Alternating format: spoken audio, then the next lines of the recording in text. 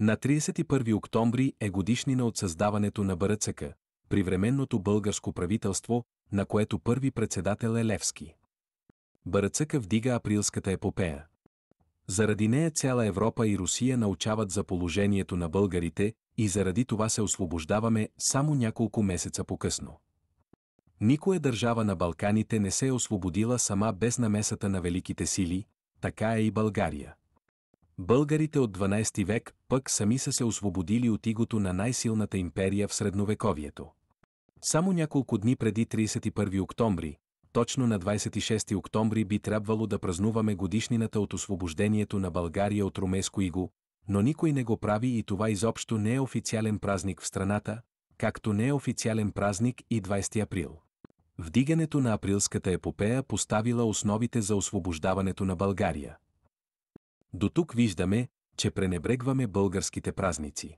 А кое кара един християнски народ, като българския, да празнува езически ритуали, като сурва, където мъже се маскират на свещеници и се гаврят с християнството, а други разнасят положиви лисици и ги измъчват за забавление? Езически демонски ритуал от древни времена, който изобщо не е български, а е сатанистки, ще бъде наричан българска традиция?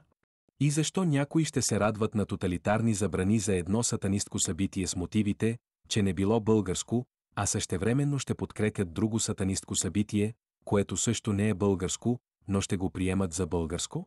В това няма логика. И двете са сатанизъм. Сатанизмът погубва душата, без значение дали е кукери, тикви, врачки или дановизъм, например.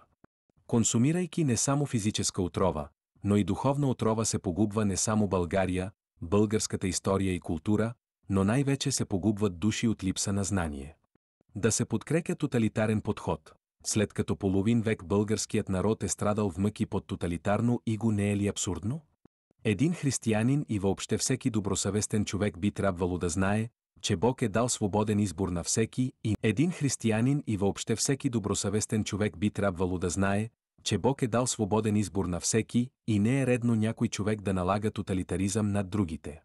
Колко българи възхваляват СССР и отказват да приемат, че тоталитарният режим е дошъл с незаконен преврат и с окупация от СССР, че е сателит на СССР и е отговорен за избиването на повече българи, отколкото загиналите през всички войни за национално обединение? Че е отговорен за вкарването на стотици хиляди цивилни невинни българи по лагери без съд и присъда? И не само българи. Че е забранявал ходенето на църква, обезлюдил селата и задушил народното ни творчество, българската култура, фалшифицирал историята ни и още и още. Че окупаторите от СССР в България са пошагали на монахини и малки дечица, че са прегъзвали с камиони цивилни и т.н. Малцина българи помнят, че от 1944 година до 1958 година истинските български герои голяните са се борили против този антибългарски, античовешки и богоборчески режим и че това е една от най-дългите борби срещу тоталитарен режим в Европа. Ние българите не празнуваме най-важните си празници.